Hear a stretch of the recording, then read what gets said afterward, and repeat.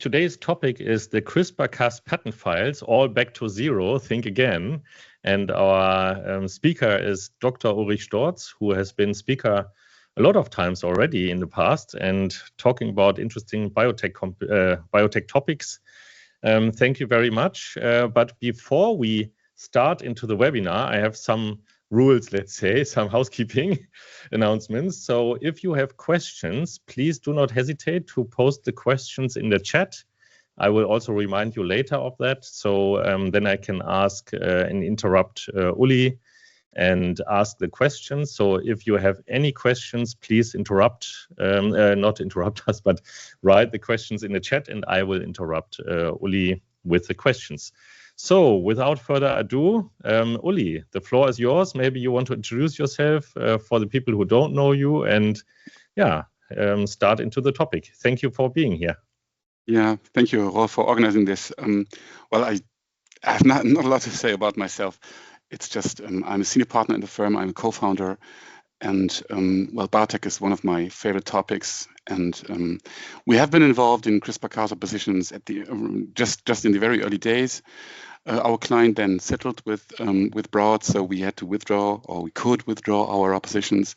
And from that day on, I'm considering CRISPR-Cas as I'm trying to develop like a helicopter view of what's going on, and maybe with a slightly over-academic approach to sort of understand what actually is, where are the front lines, what's happening, why is it always going back and forth, and so on. And I can promise you the learning curve is endless.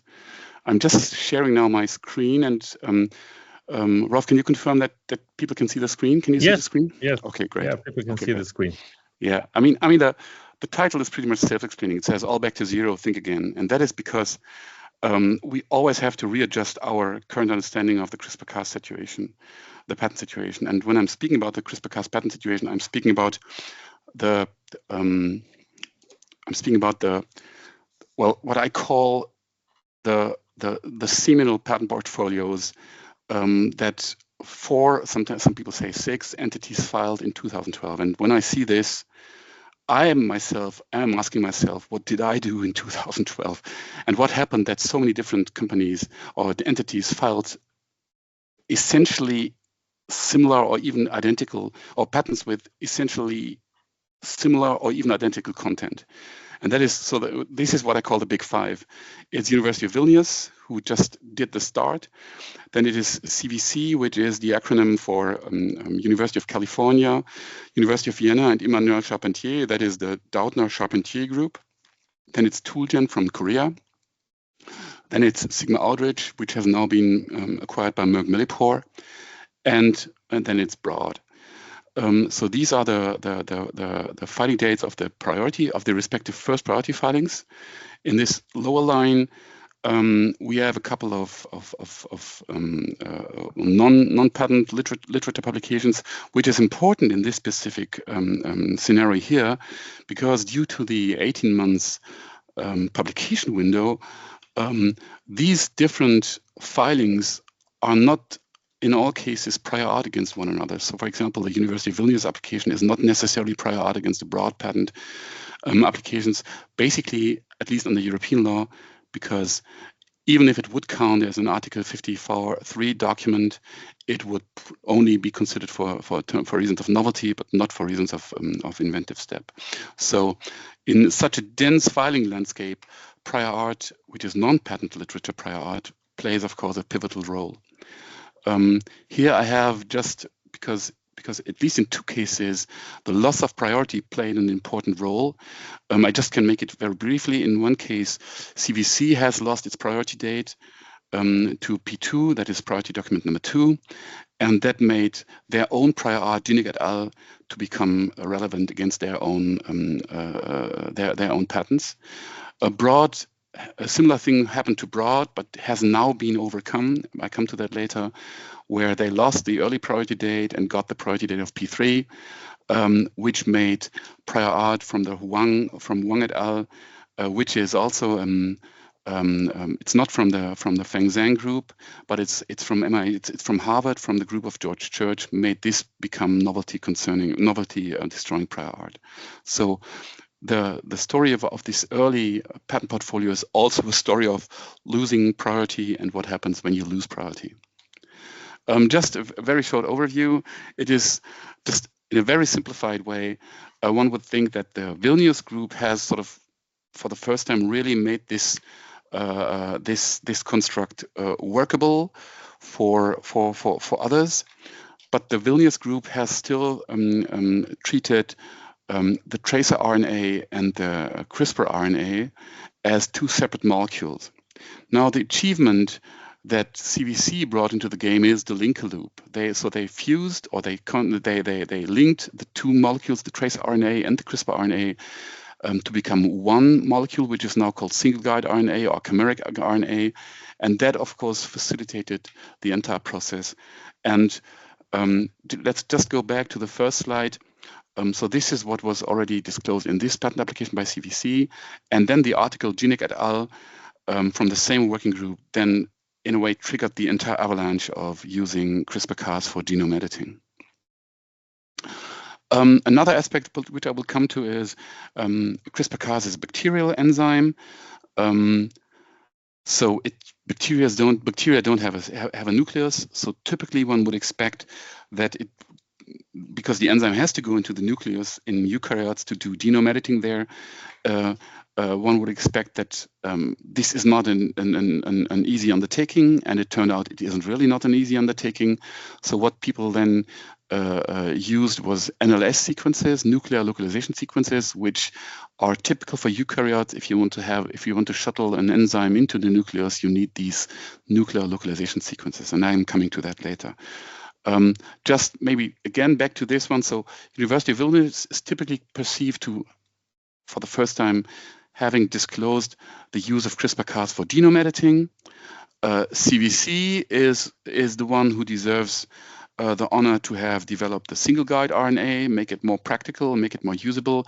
And Tullian, Sigma Aldrich, and Broad are all rivaling in some way or the other around the concept of bringing the whole thing into the nucleus, so making workable the method not only in bacteria or in vitro like CVC, but also in eukaryotes, meaning plants and animal cells. Good. Now let's start with Europe, or let's maybe one step back. Until not so long ago, it looked pretty much that CVC would have the upper hand in Europe, whereas Broad would have the upper hand in the US. Broad the upper hand in the US because the outcome of the first interference between Broad and CVC was decided in favor of Broad, even though they had the later filing date, because in the US at that time we still had the first to invent principle, not the first to file principle, and in the first round interference, the PTAB and the CAFC came to the decision that Broad would have the priority with regard at least to the application in eukaryotes. In Europe, Broad had suffered a tremendous loss, and I'm coming to that later, because of the priority problem. So it looked in a way that CVC would have the upper hand in Europe and Broad would have the upper hand in the US. Now, just a very short overview, and I'm coming to that also later. Well, interference in IPR in the US and opposition proceedings in Europe are sometimes considered to relate to similar things. When I learned for the first time after the AIA came into force about IPR, people told us, well, that's a very cheap way of invalidating third-party patents in the US. Well, in the end, it turns out it's pretty expensive. And one good thing about the European patent system is that opposition proceedings are relatively cheap and are relatively concise and operable on a very short time base. So my take here is that opposition proceedings in Europe represent a low threshold system, which is closer meshed than corresponding US proceedings. So in my view, opposition proceedings provide an instrument to unmask strengths and weaknesses of patent portfolios with a higher resolution and with a shorter timeline than comparable proceedings in other jurisdictions, in particular in the US. So we have plenty of decisions in Europe, and we still dance around two decisions, two IPR and two interference decisions in the US. And that's, in my view, a very important difference. Well, the priority issue in the US is broad, in Europe, broadhead is easily explained. They filed latest, but because of expedited examination, they got patents granted first, both in the US and Europe. However, the two first priority applications Broad had filed had an inventor which was not a Broad employee, he was a Rockefeller employee.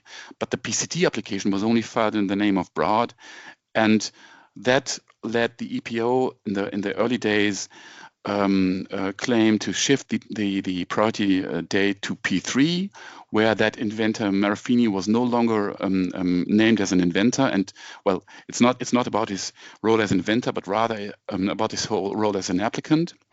And because that applicant was not named in the PCT application, or his employer was not named in the PCT application, the EPO saw an inconsistency in applicantship and denied the right to priority to P1 and P2, and that led to a lack of novelty in view of an intermediate art.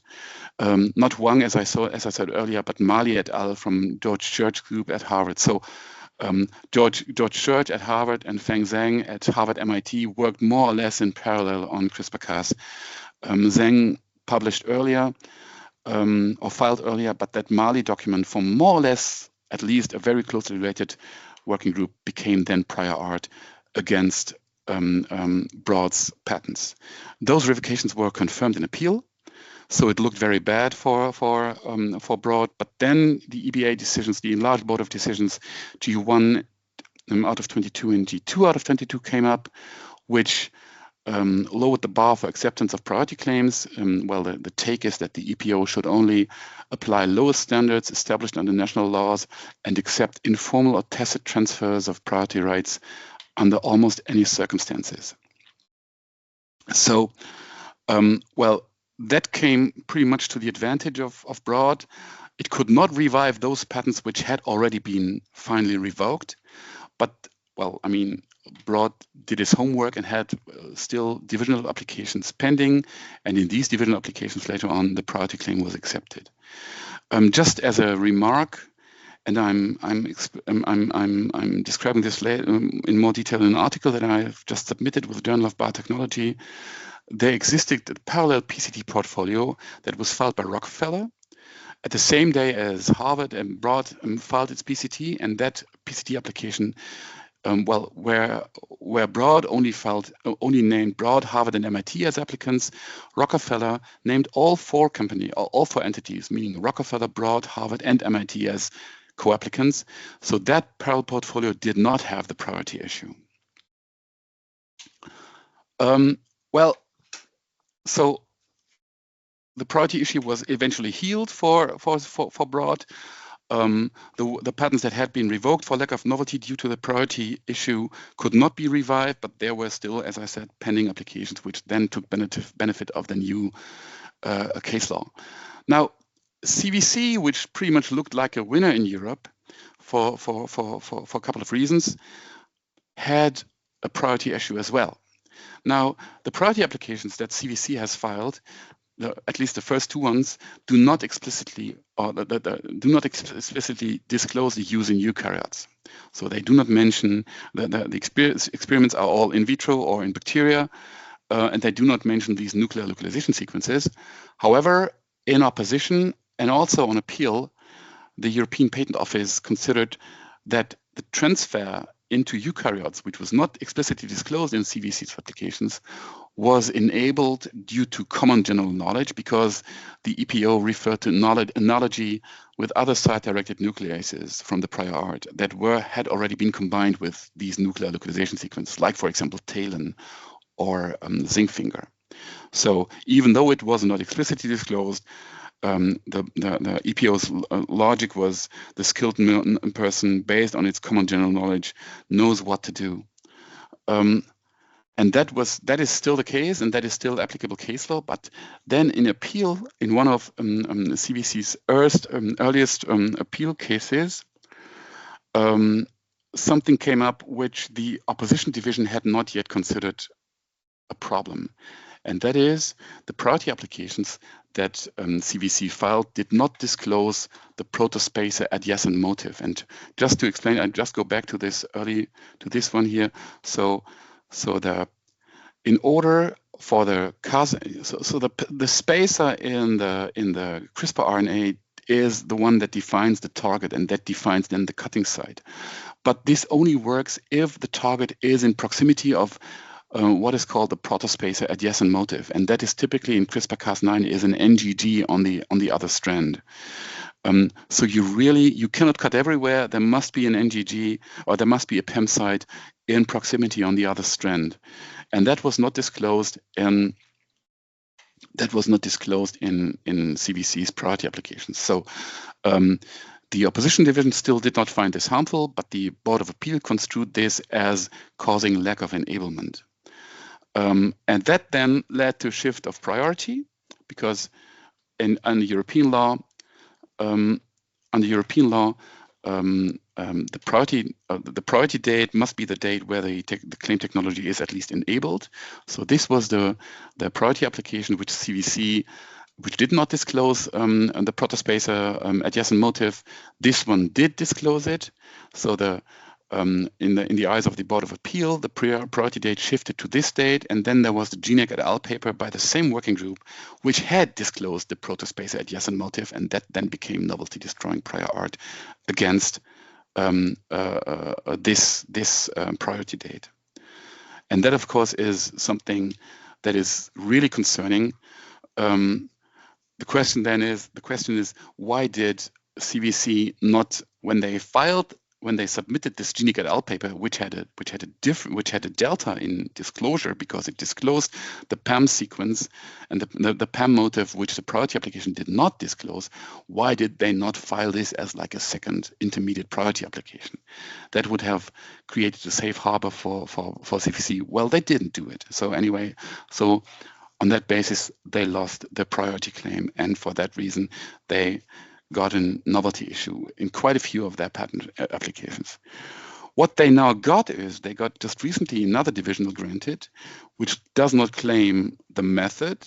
And for the method, in the eyes of the Board of Appeal, you need to understand that you can only apply the method in a situation where there is a protospacer adjacent motif in the proximity. But what they did in this application is they simply filed the single guide RNA, so their hybrid construct, their chimeric construct, which undoubtedly and undisputedly is awarded to CVC, to Dowden and Charpentier. They claimed this as composition of matter. And in order to enable a composition of matter, the PAM space, the PAM motif is not necessary. That at least this is the logic of the examining division. That case is already in opposition. So the opposition was just, I think, filed a couple of days after the patent was granted. However, there is at least a chance that the failure to disclose the PAM sequence in P1 would be less harmful for such embodiment. So I would assume that there is a decent chance that CVC will go through with this. Now, Sigma Aldrich. Sigma Aldrich is one of the three entities, as I showed you earlier, Broad, Toolgen, and Sigma Aldrich, which claim to sort of have priority for the disclosure of the use of nuclear localization sequences in its priority applications. We come to the question of the NLS in general later, but quite a few patents assigned to Sigma Aldrich were revoked by the Board of Appeal or by the opposition division for lack of inventive step. Why? In view of earlier art disclosing CRISPR-Cas9, like for example the Genek paper, and the analogy with other site-directed nucleases that had already been combined with NLS. So the same logic that the EPO has applied to accept sufficiency of enablement with regard to eukaryotic applications in the CVC portfolio, because that transfer would be within the routine of the skilled person into eukaryotes. That same logic has been applied to revoke Sigma Aldrich's patents for lack of inventive step, which I believe is something, because, well, the use in eukaryotes is certainly the commercially more interesting and medicinically also more interesting application than the use in prokaryotes. So I would have considered that transfer into eukaryotes a breakthrough. However, the opposition division and the Board of Appeals did not think that this is a breakthrough. They just considered this to be within the routine of the skilled person. Now, broad, when the enlarged Board of Appeal issued the decisions G1 out of 22 and G2 out of 22, in which the bar for accepting the priority claim was lowered, that was good news for broad. But still, they still had a couple of other applications in their portfolio, namely the ones that had been co-filed together with Rockefeller University, or where Rockefeller University took over the initiative and filed them in the name of Rockefeller and the other 3 entities as well.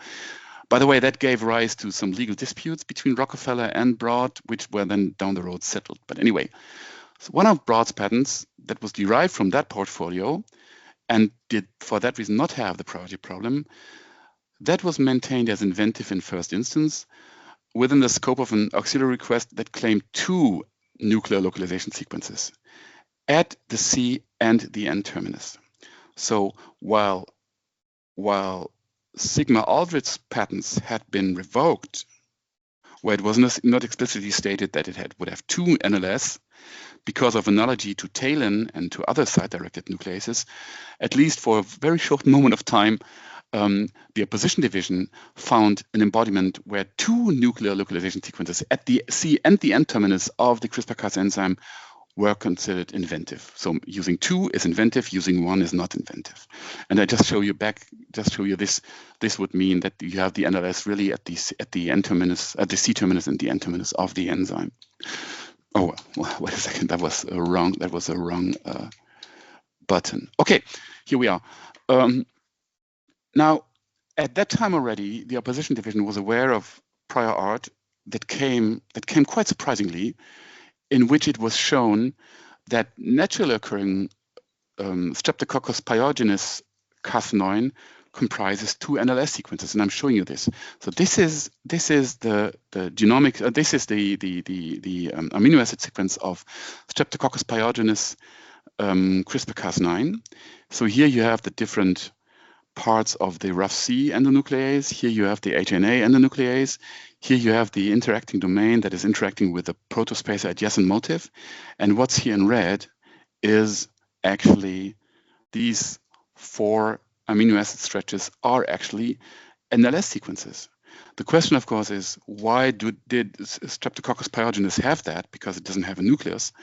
And I cannot give you any answer for that. But experimentally, it has been shown that these stretches fulfill the role of a nuclear localization sequences. Now, these are not arranged at the C terminus or the N terminus. They are within the enzyme sequence. And that made here the difference. So the main request in this patent family, in this patent application, had stated 2 NLS sequences in proximity of the N and C terminus. And the patent defined in proximity would be when the nearest amino acid of the NLS is within about 1 to 50 or more amino acid residues from the N or C terminus. And the opposition division found that fulfilled because this would be within 50 amino acids or more of the N terminus, and this would be within the 50 amino acids or more of the C terminus, which is, of course, I mean, the magic is in the word or more. So the opposition division found the main request to not be admissible in view of this new prior art, which not many people had on their radar. But what Broad then filed is they filed an auxiliary request where they said that the 2 nuclear localization sequences would be at the N and the C terminus, as I showed you in the plasmid map earlier on. And that the opposition division found inventive. Now, relative to the fact that Streptococcus pyogenes has already intrinsic NLS sequences.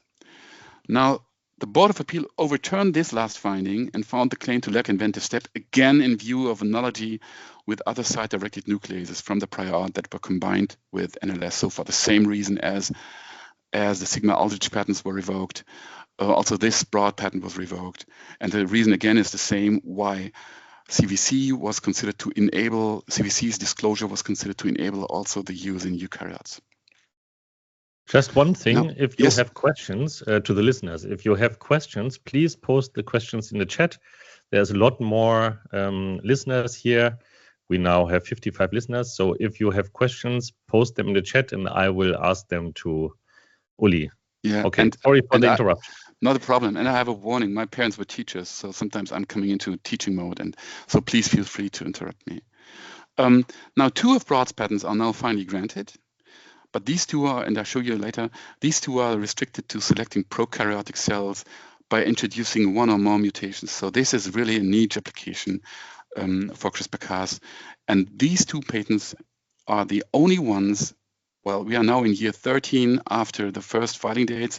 These 2 patents, which have a very narrow scope, are the only 2 ones out of the portfolios of the Big 5, which are now finally granted and enforceable. And that is remarkable in my view. Okay, I showed you this already. We have a question. Yes, please. Was the NLS in the strain tested for functionality in eukaryotes? I think so, yes. I think so. I had a brief look into the opposition files, and I think the opponents provided arguments or experimental evidence that maybe not to an extent that you might want to have it, but that these 2 nuclear localization sequences help shuttle the enzyme into the nucleus. I think that was evidence in file, yes. And the addition was a pure presence in the sequence would, in my opinion, not necessarily mean that it works. So That's right.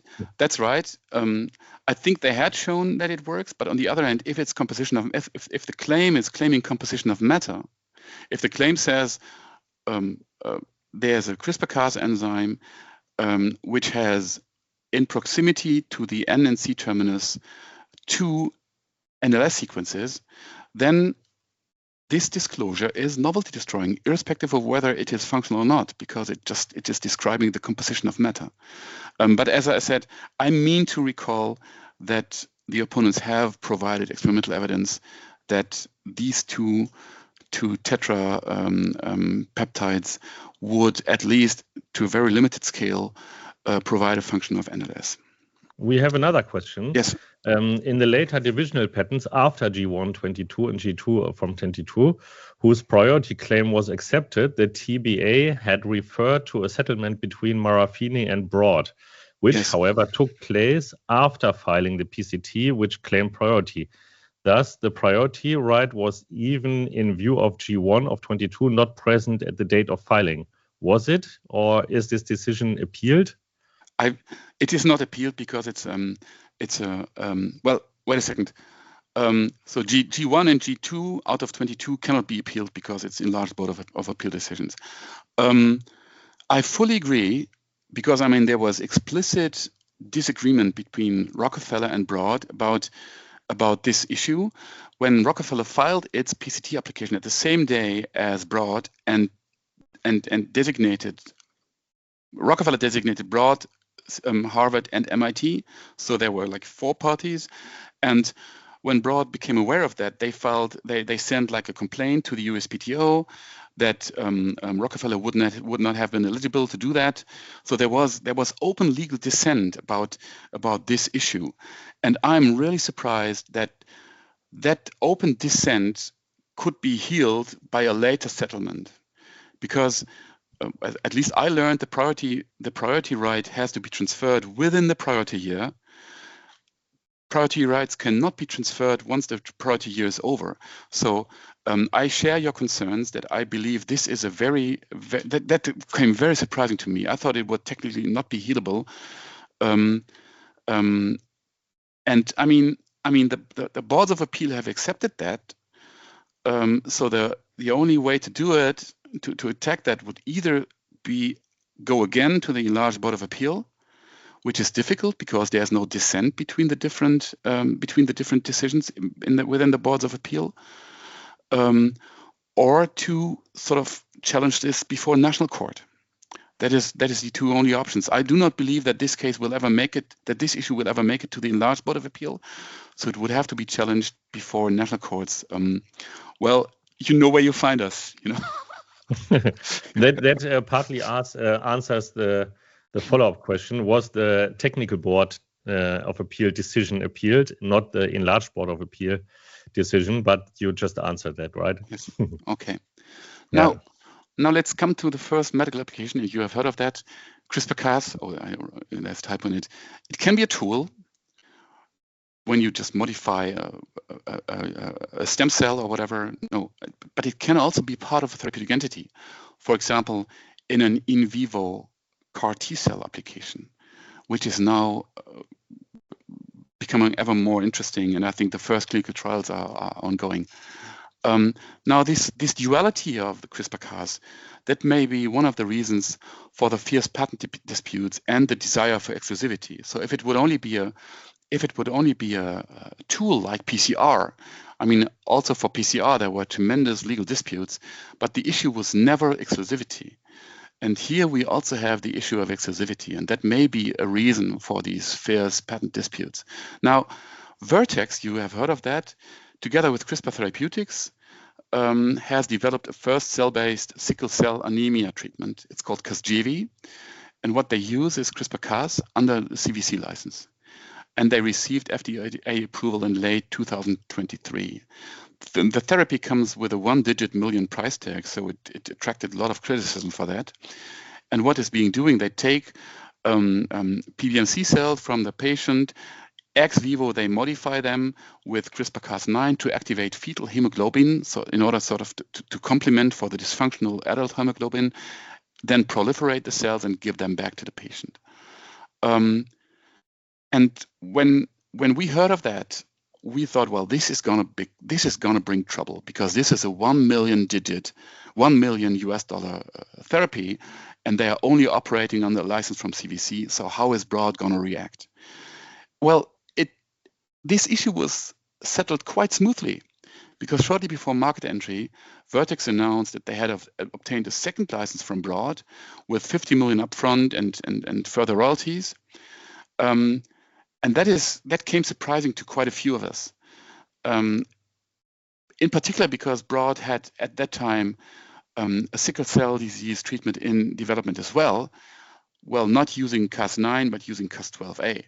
So they were really easy in handing out this license to Vertex, and that surprised me as well. It has to me a tiny taste of cartel, because everyone who was applying for licenses already was informed. Well, for medical therapeutic applications, we only give out exclusive licenses, and now in this specific case here, it all went quite smoothly. Anyway. We have another follow-up question regarding the priorities. Please. Yes. Can priority rights be changed by agreement at the European Patent Office? Well, I mean, they can be transferred. The issue of the Broad thing was a double issue. First, Americans have always conceived it to be an inventorship issue, but that's not the case. The priority filings were filed in the name of the inventors, and that was the case under US law at that time. So the applicant was always the inventor. And under European law, the priority right does not hinge on the inventorship, but it hinges on the applicantship. Now, there were, like in the first priority application, there were 4 inventors, which were applicants. One of them was a Broad applicant, was a Broad employee. The other 3 ones were one of them, sorry, was a Rockefeller applicant employee. The other 3 ones were Broad employees, and well, the PCT was filed in the name of Broad. So the 3 Broad applicants had transferred their priority rights to Broad Institute, and that is possible within the priority year. So the priority right can be transferred from party A to party B by means of an agreement, but that agreement has to take place within the priority year. So to answer your question, yes, priority rights can be transferred by an agreement, and it is utterly necessary in the US in the old days, where the inventors were the applicants. I hope this answers your question. Now there's a 4th player. And there's even the fifth player, University of Vilnius, but I'm not speaking about University of Vilnius today. There's Tulgen. It's number 3 in the Big Five, in the timeline of the Big Five.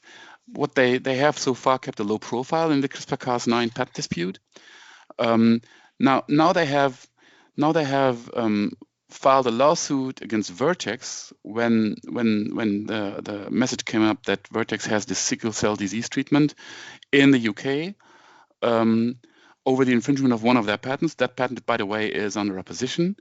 Tulgen's CEO they declared that Tulgen would now be the front runner in Europe for patents relating to the use of Cas9 in eukaryotes, following the recent self-revocations by CVC, Broad, and Sigma Aldrich. I'm coming to that shortly, that quite a few of the patents were revoked, of CVC's, Broad, and Sigma Aldrich's patents were revoked because the patent proprietors had declared that they would no longer agree with a patent as granted, which is patent speak for I withdraw my patent, because technically in Europe you cannot withdraw a patent.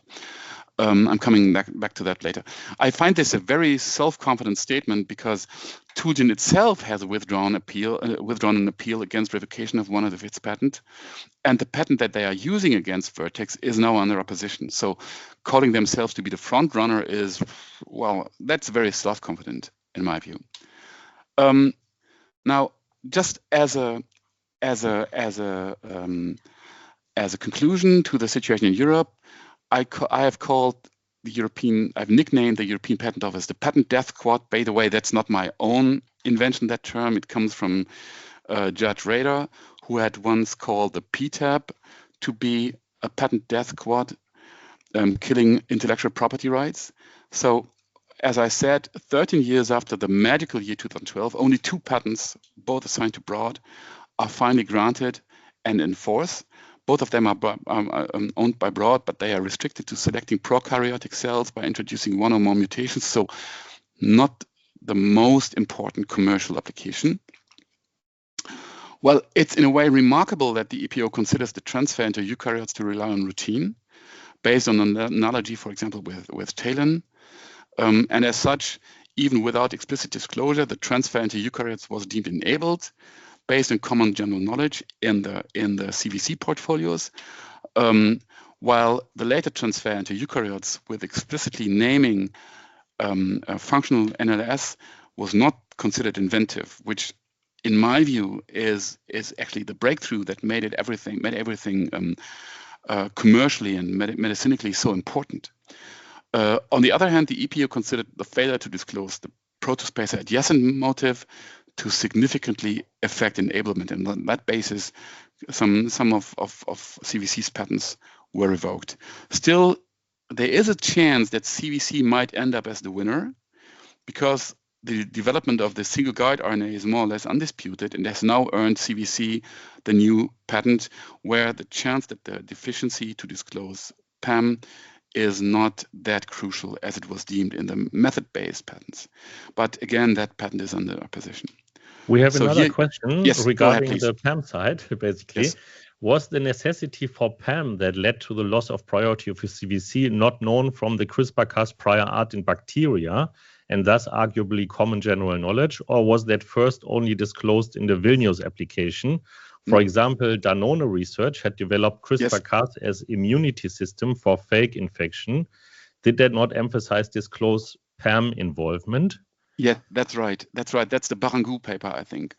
And in the CVC, in the decisions which in the oppositions in which a couple of CVC patents were revoked, that issue was raised, and CVC argued, well, that's within the common general knowledge that you need this PAM sequence. But surprisingly, the board did not accept that argument. So you cannot always rely on common general knowledge in order to have your enablement. It's sort of surprising that there's obviously in one situation that common general knowledge is sufficient. In another situation, when it comes to the transfer to eukaryotes, it has been deemed sufficient. When it regards the PAM sequences, it has not been deemed sufficient. Well, that's the tragedy of European case law. That and basically it's the same boards of appeal and the same opposition division. So why they made a differentiation between these two aspects, I cannot tell you. I don't know. I hope there's a follow-up question. As to the transfer to eukaryotes, was an argument on hindsight raised? By yeah. No, I don't think so. I don't think so. So the CVC patent in which the transfer into eukaryotes was considered to be sufficiently enabled based on common general knowledge, that did not explicitly claim the transfer into eukaryotes. They simply said in cells, right? And the reason for this patent portfolio to be considered inventive was not the transfer into eukaryotes, where the hindsight argument could have been applied. The reason was the single guide RNA, which I believe is undisputedly belongs to the inventive portfolio of Dowden and Charpentier. But I understand your question with regard to the transfer into eukaryotes, that it was not deemed inventive. I mean, that would have been the defense by for example, Sigma, or also by Broad, that if this transfer is not inventive, then this argument by the Board of Appeal or by the opposition division would have relied on hindsight. Well, probably yes. If I would have been Sigma or Broad, I would have raised that argument, but obviously to no success. And I mean, you can agree with it or not, but at least it's consistent. If you say, if there's a disclosure which lacks experiments showing the transfer into eukaryotes, but that failure is not harmful because it is plausible enough from common general knowledge and stuff like that that transfer is sufficiently enabled. I think if you accept that argument, you can accept or deny that or disagree with that. But if that argument is there, then the second argument that then the transfer from prokaryotes into eukaryotes is not inventive, that is at least consistent in my view.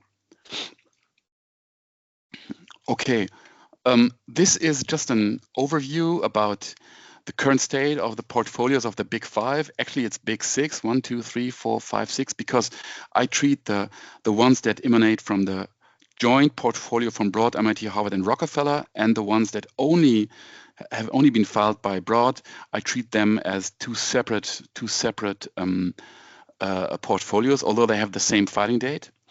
And here you see these two ones are the only ones, because here it's green, it's full green. These two patents here are the only two patents which have survived it, which are now fully enforceable. And however, these two are limited to methods of selecting prokaryotic cells by introducing one or more mutations. So, as I said, 13 years after the earliest priority date, we are still in a situation where quite a few things have been finally revoked. A couple of cases are pending in opposition. Some of them are now in appeal. And the color code here says, well, this is likely to be revoked, and here there's a chance that this will be maintained anyway. So, but that is sorry, these ones here, the light green ones, there's a chance that these will be maintained, but that is just speculation. And I can only say, after what I've learned in this story here, is expect the unexpected when you are before a European patent, when you go into European patent oppositions. Okay. Now, just a few slides. One question. We have one question. Is the sgRNA EP patent limited to Cas9 system? Okay. I think so, yes. I think so. I don't have I could look up the slides right now. I would have to go into my database. I think so, yes, because, for example, Cas12a does not have a single guide RNA. I would be pretty sure that this patent is restricted to Cas9. And this is, by the way, this is the patent EP4289948. Yeah, it's discussed in my article that I'm about to publish in Journal of Biotechnology. But I believe, yes, it is so. Now, just a few slides about the US. In the US, the patents of the big five are handled under pre-AIA because they were filed in 2012, and AIA came into force in different steps, but the first to invent principle was, I think, introduced only in 2013. So it was still under, the first to file was only introduced in 2013. So these cases are still filed handled under the first to invent principle. So it's sort of like a forensic approach for the patent office or for the PTAB or for the CIFC to really find out who made the invention first. And again, in this, the first interference was decided in favor of Broad, then the second interference was ongoing, and there are still other interference proceedings ongoing between Toolgen, Sigma, Broad, and CVC, all of which are stayed in view of the now pending second interference between Broad and CVC. Well, now in the first instance of the second interference, it was again decided in favor of Broad.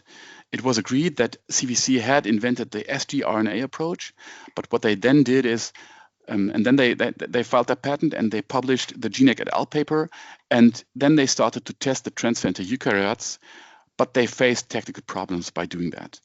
And Broad took inspiration from CVC. And the rumor goes that this guy, this Rockefeller scientist Marafini, who also played a role in this in the priority issue, that he sort of, well, spread information from CVC to Feng Zhang of Broad. CVC claims that Marafini was a reviewer, a peer reviewer of that Genek et al. Paper, and took that information and carried it over to Broad. Broad claims that he attended a conference at the UC California. And took notes and relayed that information to Broad. However, obviously, Broad was faster in reporting success because they filed in October 2012, they filed this article Kong et al., which was then published in early 2013. So the PTAB decided that Broad was the first in reduction to practice. And you know, inventorship, or the invention process is conception and reduction to practice. And even though CVC may have conceived the concept to transfer to eukaryotes, the PTAB argued that Broad was the first to really reduce it to practice, and for that reason would deserve inventorship. Now, the appeal was pending for quite some time, and we were all eagerly awaiting the decision. And just recently, the CIFC has issued its decision and has partly overturned the decision by the PTAB, by arguing that CVC's fundamental work enabled Broad to reach success by applying routine only.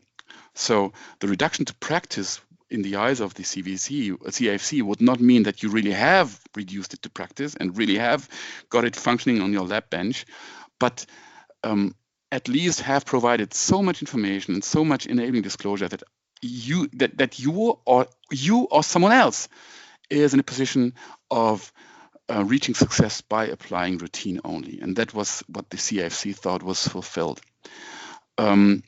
This, in a way, brings the case slightly in line with the EPO, at least as regards the transfer to eukaryotes. So now the CVC also says, well, even if not explicitly disclosed, CVC has in some way or another enabled others or itself to do the transfer into eukaryotes. The case was now remanded to the first instance to the PTAB. However, the written description issue, which there is no doubt that that CVC did not provide written description for the transfer into eukaryotes, at least in the priority applications, that written description issue is still outstanding. And frankly, I have no idea how the outcome is going to be. And what is even more important, the remaining interferences between Broad and Toolgen and between Broad and Sigma Aldrich and stuff like that. These interferences are still on hold, so we still wait for who in the end is going to be the inventor. We have some more follow-up questions. Yes, go ahead. When will your article be published? Do you know the date already? No, but I'll publish. I'll let you know once once I know the date. Yeah, just follow Uli on LinkedIn and you will find out for sure. Then another question, would you please share your PowerPoint after the seminar? Yes, just check back on our website in the blog section in the next couple of days. We will publish an article where we make the slides and the video recording available for you to watch. And then there is another question. I thought the derivation argument, Marafini, was not pursued and certainly not decided in the interference appeal proceedings. That's right. That's right. I agree. so the interference proceedings, at least in the appeal, was basically about there was initial failure by CVC, and Broad was sort of maybe smarter, I don't know, and reached success earlier. And what the CAFC tried to find out is the failure that CVC experienced, is this enough to deny inventorship, priority of inventorship to CVC? That was basically the outcome of the decision. So the Marafini issue in that regard was not discussed, or did not play a major role in that decision. Well, just one extra point, and I'm thankful to Mr. Schulte of Bayer Intellectual Property who advised me to that point. We have patent term adjustment in the US. And one interesting point is that the second interference involves 14 pending applications assigned to CVC, whereas there are 13 granted patents on Broad side and only one pending application on Broad side. Now, patent term adjustment only applies for pending applications. So if your prosecution is delayed, you may, by inactivity of or by delays caused by the USPTO, you may be eligible to patent term adjustment. Now here we have a very long delay because of the long ongoing interference proceedings. The question is, will this reflect in one way or the other into patent term adjustment? And that means, because I always argue that, well, wait until 2033, then everything is over, and you can do what you want. Well, it's probably not that easy, because there is a risk that at least some of the parties' patents, both on Broad's and CVC side, will receive a hefty PTA, and that is something to find out once this is all settled. But I cannot promise you when this will be the case.